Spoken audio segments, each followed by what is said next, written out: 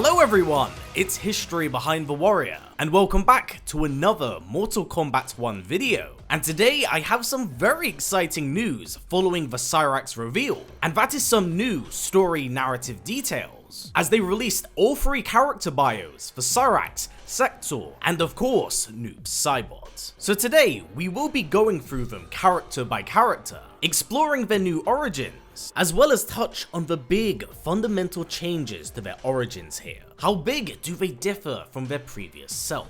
So with that said, let's start off with the most recent character reveal here, Cyrax, with her bio saying the following. Free-thinking Lin Kuei. Cyrax was born into the Zakai, one of the Lin Kuei's many sub-clans. For generations, it's maintained a quiet presence in Niger's Air Mountains, where it stands ready to defend Earthrealm. A martial arts prodigy, Cyrax was the youngest Zakai to have ever become an active Lin Kuei warrior. That success earned her an invitation to serve directly under Sektor. Cyrax seized the opportunity with her trademark vigor, but while her skills have endeared her Sektor, her independent streak has not. Despite Sektor's best efforts to break it, Cyrax will remain untamed. She will serve the Lin Kuei on her terms, or not at all.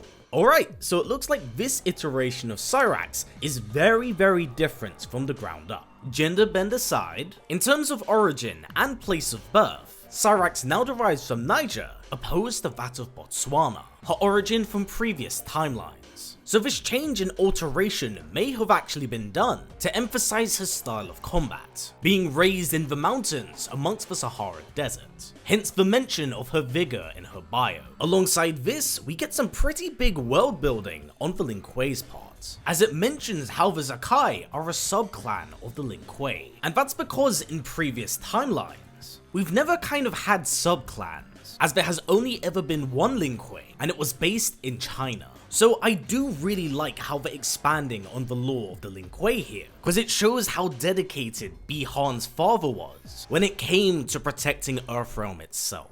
And what's to say that the Zakai are the only sub-clan? There could be multiple across the entire globe, protecting Earthrealm from the shadows.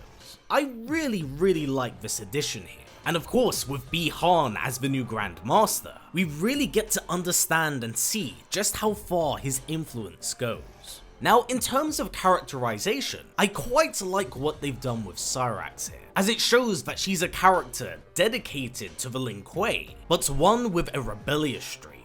And what catches my eye the most in this bio is where it says ready to defend Earthrealm, meaning that fundamentally from the ground up, she was raised on the virtues set forth by Bi-Han's father, not this perverse vision forged by Bi-Han, which ties into the end of her bio. She will serve the Lin Kuei on her terms or not at all. So considering the interaction we did get between Kuei and herself during the trailer, I believe that Bi-Han might be pitting her against him. Probably out of bitterness, mind you, because at the end of the day, both of these two characters have the same end goal, to protect Earthrealm. Thus, I believe that's where the rebellious streak will come into play, especially with Sektor being painted as her superior. Someone that looks to fundamentally break her will and be completely submissive to the Lin Kuei. It's going to be very interesting to see how that power dynamic pays off here. Now, seeing as we touched on Sektor, let's get onto her bio and break it down. Master Armorer of the Lin Kuei. Sektor grew up immersed in the Lin Kuei culture. Her mother was a leading warrior, her father was its master armorer. Sektor marveled at its flawless work. Apprenticing with him, she eventually surpassed her father's skill. When he retired, she took his place. But Sektor also wanted to honor her mother's legacy. Now, her vast knowledge of weaponry and her formidable martial skills made Sektor a combatant like no other. Sensing Sektor was a kindred spirit, Sub-Zero shared with her his grand vision for the Lin Kuei's future. She joined his efforts immediately. Now Sub-Zero's most trusted lieutenant, Sektor will force the Lin Kuei to evolve. Those who cannot change will be eliminated. So right from the ground up here, this is a very different take on Sektor. Because as expected, with the mantle of Grand Master being passed down Bi-Han's line, it meant that Sektor was gonna get a new origin here. So what are my overall thoughts on it? Well, honestly, it's pretty good. In comparison to that of his previous self, it is most certainly a fall from grace, which is in some ways unfortunate due to the nature of the timeline. However, I will say I do like how much of a part her parents do play in influencing her as a person, as it feels like she was forged by them in a very different sense of the word. My only current gripe and worry right now is that beyond her parental influence, it does kind of feel like she's lacking her own character right now, at least from what the bio's telling me. Because whilst I really like that she's found a kindred spirit in Bihan, it does somewhat feel like she's piggybacking a little bit off his vision here. And knowing the nature of Sektor, this is a character that I would say leads more than follows here, always having had very ambitious visions of grandeur. So I'm sincerely hoping that in-game, she isn't too locked into her lieutenant role. Although I will most certainly admit that it does make sense that these two would get along very well. Although I am hoping that she's secretly plotting behind his back, as it really does fit into the nature of Sektor's character. I do also like that she still retains her ruthless mean streak, where it's either you're with her or against her, with her vision of the Lin Kuei. With that said, this now brings us onto our final character bio, Noob Saibot, the repurposed Bihan. And his bio does say the following: Bihan perfected. As Sub-Zero, Bihan was the Lin Kuei's ruthless Grand Master.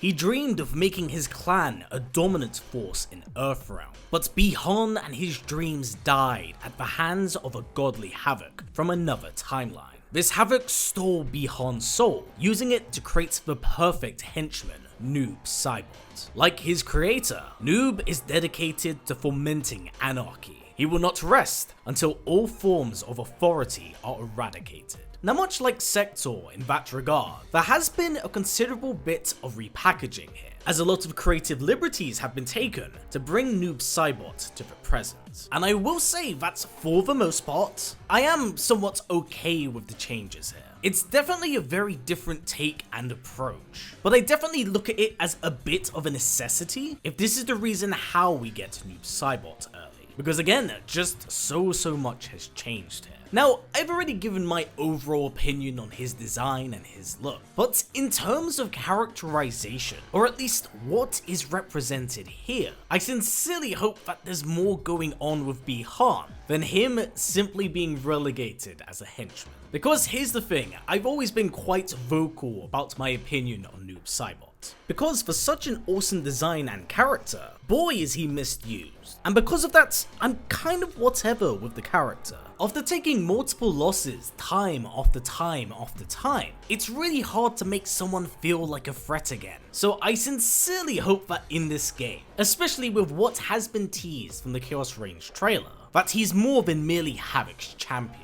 After mythologies and his downfall in the original tournament, I really do sincerely hope that we can put some respect on this character's name, because I've not been a fan of him slipping into henchman since Mortal Kombat 4. It would be nice for him to have a bit of recognition here, but we simply must wait and see. So in terms of new origin here, I do quite like it, but I believe that's also due to me finding Havoc to be a far more interesting villain than Quan Chi, at least in terms of concept and design. So I'm hoping this pays off in a really big and different way for the character. So hopefully we do get a bit of a redemption arc for him here, as it's definitely something long overdue. But yeah guys, that does it for my coverage of the Chaos Reigns bios, the changes and alterations that each character has undergone for the new era, as well as my own opinions and thoughts on said changes. So with that said, what are your thoughts on the new origins for Cyrax, Sektor, and Noob Saibot? I know people have pretty strong opinions of these three, especially with the sudden gender bend take on two of them, but I think there's a lot of things to like here, but there's also a lot of issues I do kind of have.